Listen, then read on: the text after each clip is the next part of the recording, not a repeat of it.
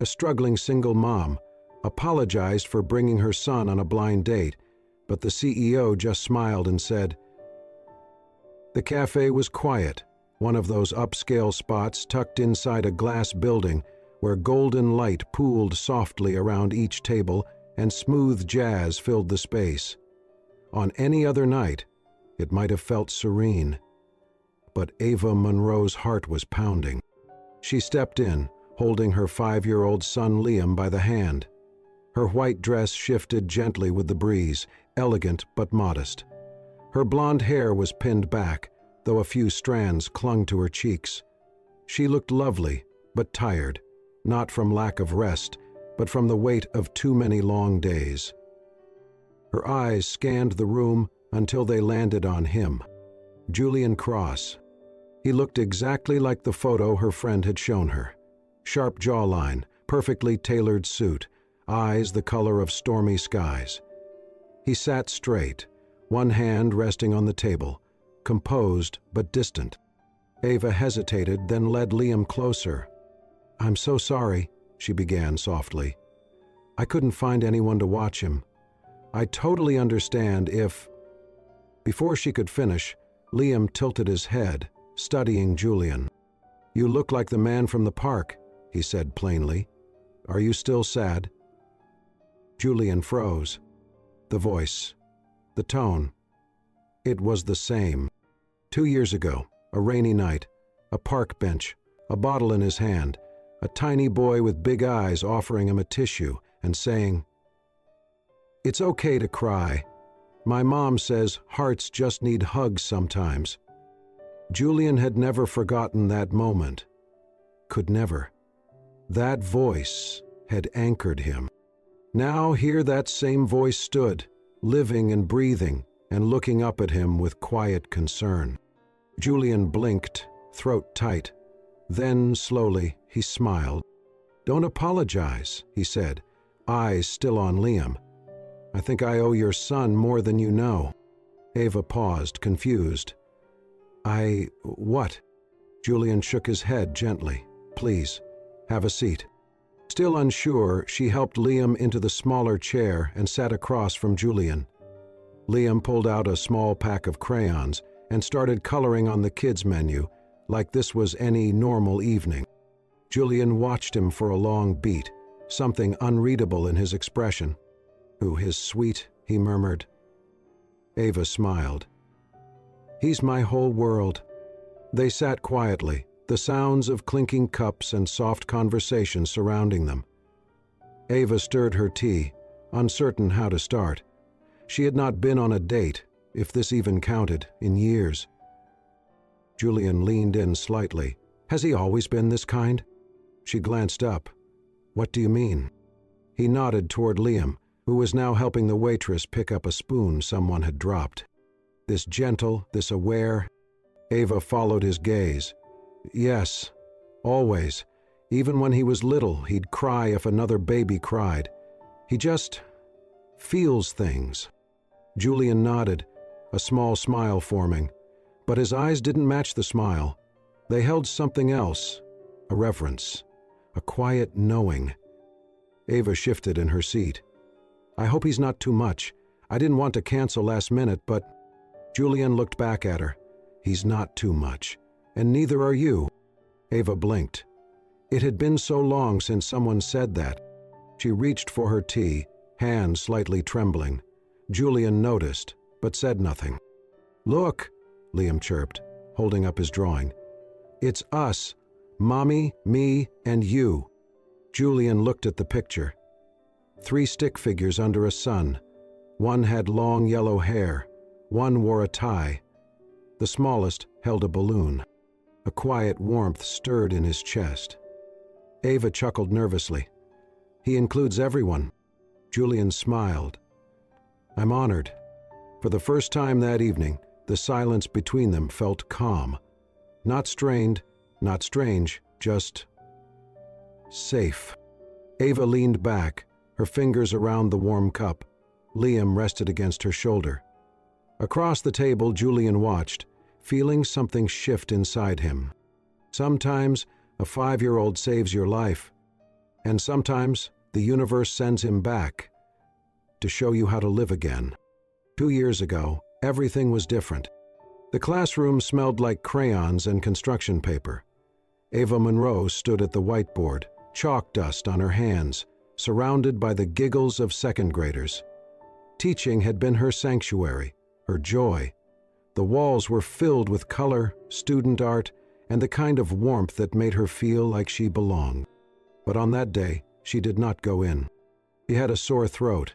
She asked her husband Daniel to pick up Liam from preschool. That one request unraveled everything. The accident was quick, a rainy intersection, a truck that skidded, a phone call that shattered her world. Daniel never came home. She remembered the phone slipping from her hand, Liam asking why Daddy was not back yet, the way she screamed into a pillow that night so her son would not hear her fall apart. Grief did not just break her, it reshaped her. She took a leave from school, just for a while, she told herself. But returning meant passing the desk where Daniel once left her coffee. It meant smiling through pain that refused to fade. She could not do it. Bills piled up, sleep became a stranger. The once vibrant home turned quiet and cold. Eventually, she found work at a small bookstore, quiet, unassuming, the kind of place that asked nothing of her but presence. On slow days, she brought Liam. But even there, she apologized. "I'm sorry, he's just a little fussy today. I'm sorry I'll need to leave early again. I'm sorry for the noise, the distraction, for everything." She said sorry so often, it became reflex, a part of her voice. Her parents tried to help at first, but grief made them distant. Daniel had been their pride, their hope, and though no one said it aloud, she felt it, the blame, the weight of their disappointment. Friends slowly faded, invitations stopped. Ava just endured. Only Liam seemed to see her fully. One night, as she tried to force a tired smile over burnt pasta, Liam tugged at her sleeve. "Are you okay when you smile like that?" he asked. She blinked, then kissed his forehead, too choked up to answer. Liam had always been like that, gentle, oddly perceptive for his age. When she looked tired, he would bring her a cookie. When she cried, he would crawl into her lap and just sit there, wordless. He held her together with small, invisible threads. He was the reason she woke up, the reason she kept lists, paid bills, faced days she did not want to. He was all she had left of Daniel. And somehow, he was more than that. Still, Ava never stopped feeling like a burden. When she brought Liam to work, she apologized. When she dropped him off late at preschool, when she forgot to RSVP, when she dared to say she was tired or lonely, she apologized. It was not just grief over Daniel, it was grief over herself, who she had been, who she could have been. Now she simply tried to be enough for Liam. Some days it felt possible. Other days she felt like a shadow wearing her own skin. But she kept going, always, because Liam needed her. Even when the world made her feel invisible, even when the whispers stung, she showed up for him. Ava Monroe was not fearless. She was not perfect. She cried in the shower, worried about bills, and sometimes yelled when she meant to whisper. But she was present. And every night, after Liam fell asleep, she kissed his forehead and whispered the only apology that mattered anymore. "I'm sorry the world makes it so hard, but I promise, I'm trying." And in the dark, with sleep tugging at his lashes, Liam would murmur back, "I know." 2 years ago, the rain came down in sheets, cold, relentless, and uncaring. Julian Cross sat on a weather-worn bench in the middle of an empty park, his $1,000 suit soaked through, his phone long dead, his mind a blank tunnel of noise. He had not meant to end up there. He had driven with no direction, no plan, only a growing ache in his chest that had become too loud to ignore. Hours earlier, He had walked out of a boardroom and into silence. His name scrubbed off the company he had built with his own hands. Betrayed by his co-founder, cut out of his own vision, and as if the universe had decided to make a show of cruelty, she had left too. Madison, the woman he thought he would marry. She told him he had become too much, too distant, too broken. No one stays with a sinking ship. And Julian, he was sinking fast. That bench was supposed to be the last stop, the rain a perfect metaphor, the world just distant enough to ignore his leaving. He sat there for what felt like hours, clutching a bottle he had not opened but could not let go of. His head in his hands, suit heavy with water, heart heavier with failure. That was when he heard the footsteps, small, uneven, childlike.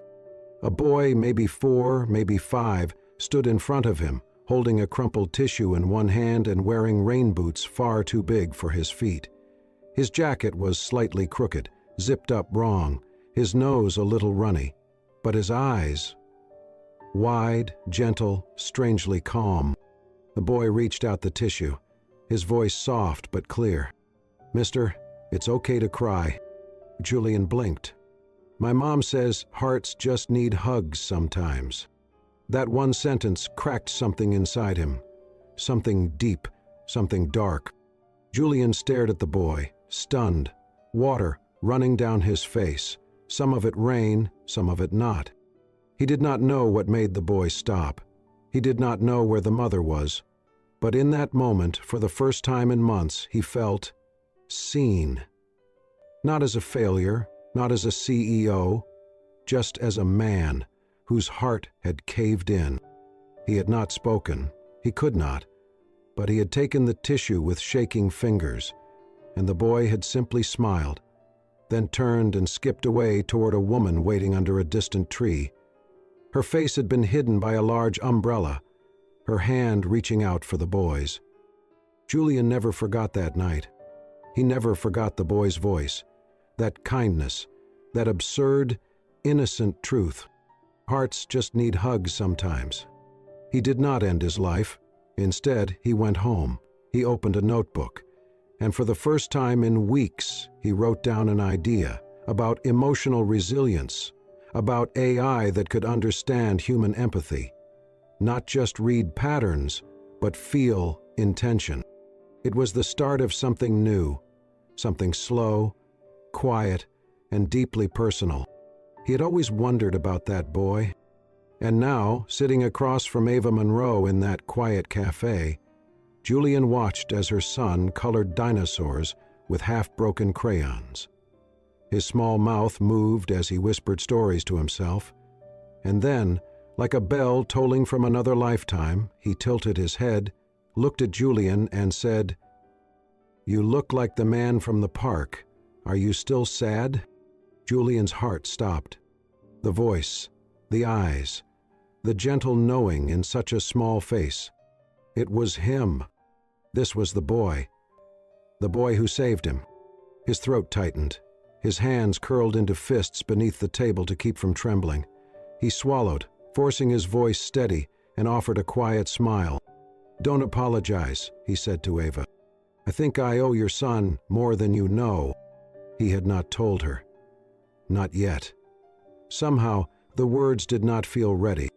But as Liam continued coloring, humming softly, Julian watched him, this small, unknowingly heroic child, and felt something he had not in a very long time: gratitude.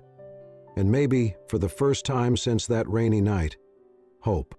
The invitation had come the next morning in the simplest form: an email. Subject: dinner? Body. No pressure, just food. Maybe the 3 of us this time? Ava read it twice before showing it to Liam, who immediately grinned and said, "Does that mean he liked us?" She smiled and tucked a strand of blonde hair behind her ear. "I think it means he wants to know us better." They met at a quiet, family-owned Italian place tucked between 2 brownstone buildings, warm light spilling onto the sidewalk. Julian was already there, seated at a corner booth, wearing something less corporate this time, just a button-up and a soft navy sweater. He stood when they arrived, helping Liam into the booth first, before turning to Ava. "Thank you for coming." She nodded politely. "Thank you for inviting us." Dinner began with small talk. Liam ordered spaghetti and promptly declared it was better than Mom's, but don't tell her. Ava laughed, a real sound this time, and Julian noticed the way her eyes crinkled when she did. Julian was quiet but attentive. He asked Liam questions about his favorite dinosaurs, and to Ava's surprise, listened patiently as the little boy explained in great detail the difference between a Triceratops and a Stegosaurus. At one point, Ava excused herself to the restroom. When she returned, she paused near the corner of the hallway. Julian was leaning across the table, whispering something to Liam. "I think your mom is really brave," he said. Liam tilted his head. "She doesn't think so." "She will," Julian replied softly. Ava's chest tightened. She did not know what stirred more, the way he said it, or the fact that he meant it. After dinner, Julian suggested a walk. "There's a park nearby. Liam might like the fountain." They agreed, strolling under the early evening sky. The city lights hummed, but in that little pocket of green, things felt still, familiar. Liam ran ahead, chasing shadows and leaves. Ava and Julian walked side by side.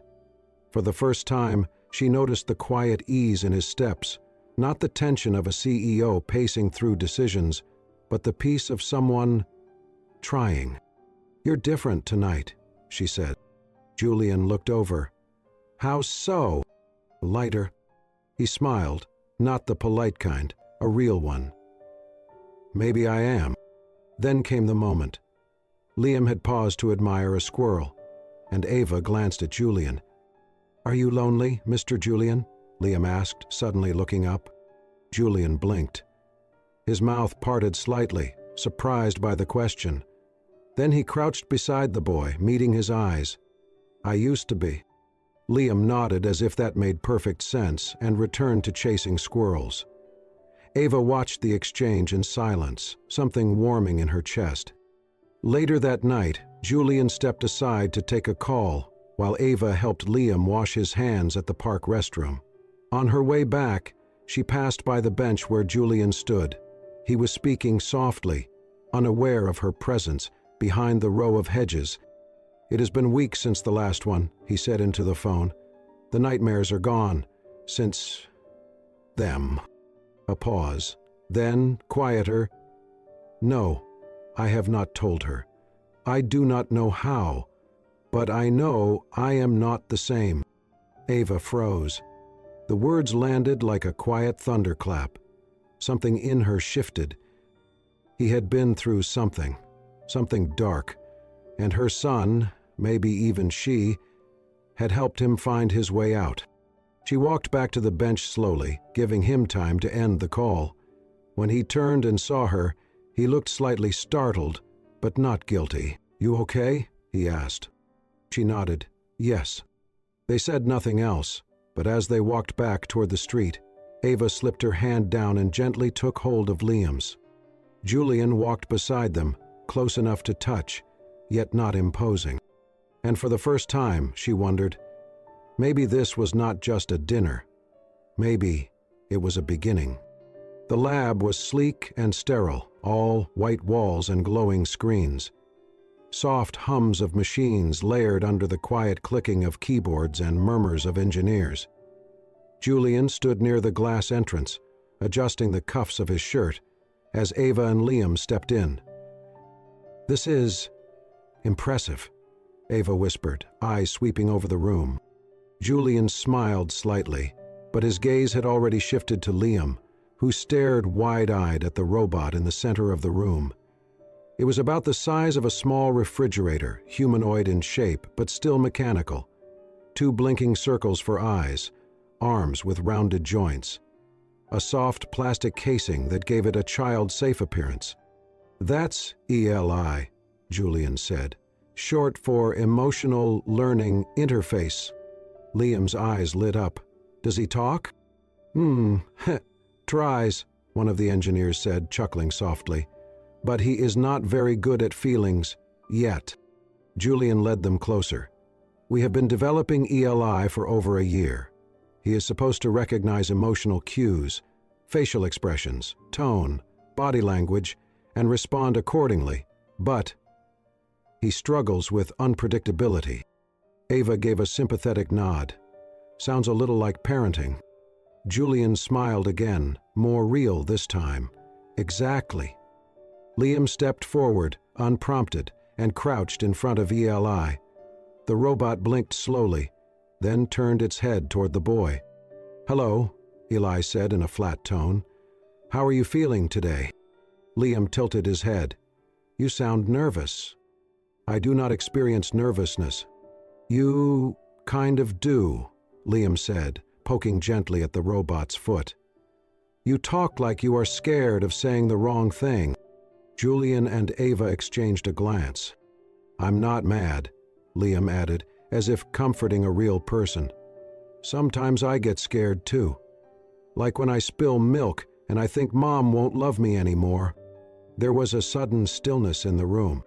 Eli blinked again, then paused, an unnatural delay in his usual automated response. Julian's brow furrowed. Then Eli spoke again, but this time, something was different. "That must feel confusing," the robot said. "Thinking love can disappear when mistakes happen, but your mom still loves you, even with spilled milk." A hush fell over the lab. One of the engineers stood up from his console, stunned. That? That was not pre-coded. That was adaptive, responsive. That was ELI processing in real time. Julian stared at the robot, then at Liam, his pulse picking up. He had spent months with teams of experts, coding layers of empathy, language, and logic into that machine. They ran thousands of simulations, rewrote emotional response scripts, tweaked algorithms to mimic understanding. Nothing had worked. Until now. And all it took was a child telling the truth. Julian knelt slowly beside Liam. "What made you say that?" he asked gently. Liam shrugged, picking at a thread on his sleeve. "Because it is true. I thought she would be mad, but she wasn't. She just hugged me." Julian's throat tightened. He looked up at Ava, who stood frozen near the table, one hand covering her mouth, eyes brimming. She had heard it too, the unfiltered wisdom of a 5-year-old, and the way it had unlocked something no team of engineers could. The robot, his robot, had finally worked. Not because of code or wires, but because of something human, something simple, something that had been missing all along. Julian stood, walking over to the main terminal. The data stream confirmed what he already knew. ELI had recognized the emotional subtext, interpreted the context, and generated a unique, emotionally attuned response. It had happened because of Liam, because of the boy who once saved him with a simple phrase in the park. Julian turned back to them, a look on his face that Ava had never seen before, something between awe and humility. "Hank did it," Julian said quietly. "He got through." Ava frowned slightly. "Through to the robot?" "No," Julian replied, voice rough. "Through to me. Again." He walked over, crouched in front of Liam, and rested a hand gently on the boy's shoulder. "Thank you," he whispered. Liam beamed, completely unaware of what he had just changed. And in that moment Julian knew. This child was not just a miracle from Ava's past. He was the missing piece to Julian's future. It happened on a Tuesday. Ava had just returned from her lunch break at the small bookstore when her manager, an older woman named Helen, pulled her aside. The look on her face said everything. "I am sorry, Ava," Helen began, not meeting her eyes. "The higher-ups don't want children in the store during work hours anymore. They said it's unprofessional." Ava froze. Liam only stayed in the back with a coloring book. "I know," Helen said gently, "but rules are rules. and the owners are watching closely these days. I tried to fight for you, but Ava did not cry, not in front of Helen. She just nodded, packed up her things, and walked out with Liam's tiny hand clutched tightly in hers. That night, after Liam had fallen asleep, Ava sat at the kitchen table in silence, bills stacked like guilt in a drawer she had not opened in days.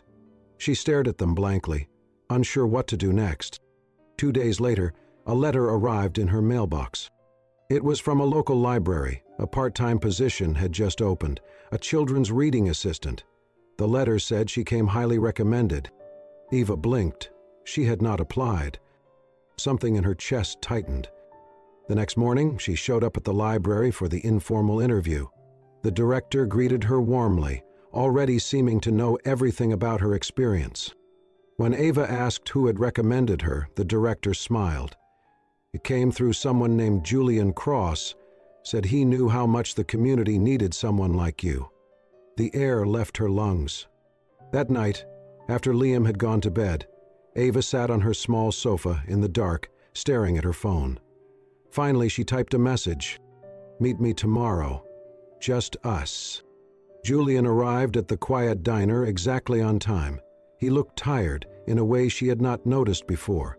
She did not offer small talk. "I found out about the library," Ava said plainly. Julian paused, then nodded. "I thought you would." She leaned forward, her voice low. "Why didn't you tell me?" He met her eyes, steady. "Because I did not want you to feel like you owed me anything." "That's exactly what it feels like," she said, her voice sharper than she intended. "Like I'm part of some emotional debt repayment plan." Julian's brows knit. "That is not. Is this about gratitude?" she asked. "Or guilt?" The question hung between them, heavy and pointed. Julian leaned back slowly, the silence thick. "Maybe both," he admitted. "I do feel grateful, for you, for Liam, but it is not guilt, Ava, not pity. I just wanted to help." She stood. "I don't need saving, Julian. I needed honesty." He stood too, instinctively, as if trying to reach her, but she had already turned. "I can't do this," she said, barely above a whisper. "Not if I'm always going to wonder why." She left, and Julian stood in the doorway of the diner as rain began to fall outside, soft at first, then stronger, soaking through his shirt. He made no move to run. For the first time in a long time, he felt helpless, not because he had no power, but because power could not fix this. That night, Ava returned home, soaked from the walk. She wrapped Liam in blankets and tucked him in, her heart aching, her mind spinning. The next morning, she opened her front door and nearly stepped on a paper bag sitting quietly on her doormat. Inside was a book, Teaching with Heart, Lessons from a Classroom Soul. It was one of her favorites, an out-of-print copy she had lent to a student years ago and never saw again. And inside, on the title page, was a note written in Julian's clean handwriting. "I didn't try to fix your life. I just wanted to thank the woman who taught her son how to save others." Ava stared at the words until her vision blurred. It was not an apology. It was not an explanation. It was love, quiet, unspoken, but real. And though she would not text him back that day or the next, a part of her heart whispered what her pride could not yet say. "He sees me." And that scared her more than anything else. It started with a fever. Ava had noticed Liam seemed unusually tired that evening, his cheeks flushed, his little hands clammy. She gave him medicine, thinking it was just a mild cold, but by midnight his temperature had spiked dangerously. He was burning up, shivering, moaning in his sleep. She bundled him in a blanket and rushed to the nearest emergency room, calling everyone she could think of on the way, friends, neighbors, even her old manager. No one picked up. She hesitated on the last name in her contacts. Julian? They had not spoken since the night she walked away from him in the diner. But her hands were shaking. Her son was in danger. Pride had no place here. She hit call. It rang twice. Then he answered. "Eva?" His voice was groggy, confused. "I'm sorry," she whispered, choking on the words. "It's Liam. He's really sick. I'm at Mercy General. I didn't know who else. I'm on my way." The line went dead. Julian had been in the middle of his biggest presentation of the year, a packed auditorium, cameras rolling, investors watching. He did not think twice.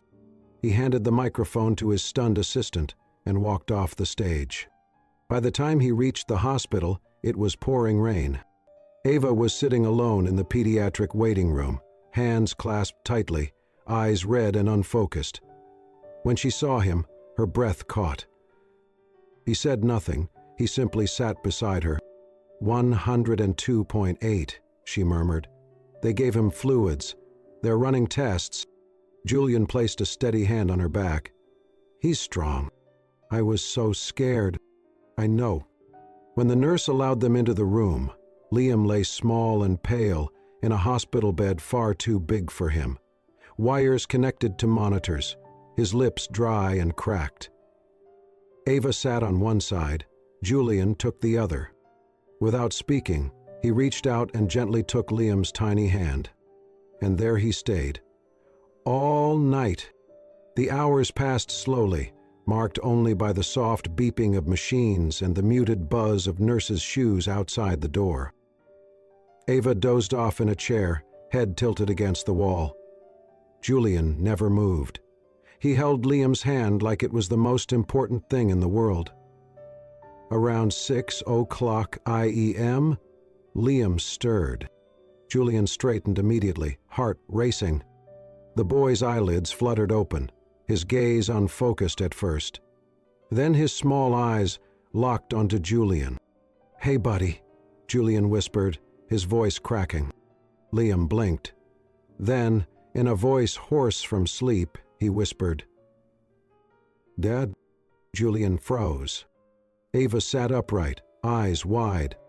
Liam's hand squeezed his. A soft smile tugged at the boy's lips. "Dad," he repeated, more sure this time. Julian broke. The tears came before he could stop them. He bowed his head, pressing his forehead to Liam's tiny hand, shoulders trembling with silent sobs. He had not cried in years. Not even when he lost everything, not when he stood alone in the rain, wondering if he was meant to survive. But this undid him. Behind the curtain, Eva stood frozen, watching. She should have stepped forward, said something. But the sight of Julian, this strong, stoic man, brought to his knees by one small word, she could not interrupt that moment. Tears filled her own eyes as she turned away and pressed a hand to her mouth. For so long she had carried everything alone. And now, for the first time, she was not alone anymore. She did not know what would happen next, whether they would talk again or forgive each other fully. But that moment, watching the man she once feared, only saw her as a burden, crying because her son had called him Dad. It was everything. A few weeks had passed since the hospital. Liam had bounced back quickly, kids always did, but between Eva and Julian things were quiet. Not cold, just careful. They exchanged a few texts, brief, polite. A thank you here, a hope you're well there, but nothing real. Nothing that said what they were truly feeling. Then, one rainy afternoon, Eva found Liam sitting cross-legged on the living room floor, crayons scattered everywhere. "What are you drawing, sweetheart?" she asked. Liam turned the page toward her, a drawing of 3 figures holding hands in a park, one with long yellow hair, one with a tie, one small, holding a red balloon. "That's you," Liam said, pointing to the woman. "That's me. And that's Mr. Julian." Eva blinked. "Mr. Julian?" Liam nodded, as if it were obvious. "He belongs." That night, after Liam went to bed, Eva sat at the table, staring at the drawing, eyes misty. The next morning, Julian appeared at her door. No flowers, no rehearsed speech. Just a quiet smile. "Come with me," he said. They drove in silence. Liam hummed in the back seat. Julian parked near a quiet trail lined with golden leaves. Ava recognized it immediately. "This park," she whispered. He nodded. "I didn't bring you here by accident." They followed the path until Julian stopped beside a bench beneath a tall oak tree. "I never told you the full story," he began. "2 years ago, I lost everything. I came here that night to end it." Ava's breath caught. Julian gestured toward Liam, who was nearby gathering leaves. Then a little boy walked up, handed me a tissue, said, "It's okay to cry. My mom says hearts just need hugs sometimes." Ava's hand flew to her mouth. Julian looked at her, his voice breaking. "That voice saved me. He saved me, before I even knew his name." He pulled something from his coat and knelt down. Ava gasped. A simple ring, silver, engraved inside, "Still here." "I don't want to fix you," Julian said softly. "And I don't need fixing either. I just want to keep showing up, until we both believe this is home." Tiny footsteps padded toward them. Liam rushed in and threw his arms around them both. "Hearts just need hugs sometimes," he whispered. Ava laughed through her tears. "Yes," she said, "1,000 times yes." Later, as they walked under golden trees, Liam stooped to pick up a leaf. He handed it to Julian with a serious look. "You can keep this," he said, "in case your heart needs a hug again." Julian took it gently, closing his fingers around it like it was made of glass. Liam twirled beneath falling leaves, laughter ringing through the air. Ava leaned into Julian's side, her hand in his. They didn't say anything. They didn't need to. And as the screen faded, a quiet voice echoed, "Sometimes the smallest hearts carry the biggest miracles. And sometimes love finds you exactly when you need it most." If this story moved you, even just a little, this is what we share at Soul-Stirring Stories. Stories that heal, inspire, and remind us that even in our lowest moments, love can still find us. Subscribe for more emotional journeys. Tap the hype button to show your love. And remember, sometimes it takes a small voice to heal a broken heart. And sometimes that voice is exactly what saves us. Thank you for watching. We'll see you in the next story.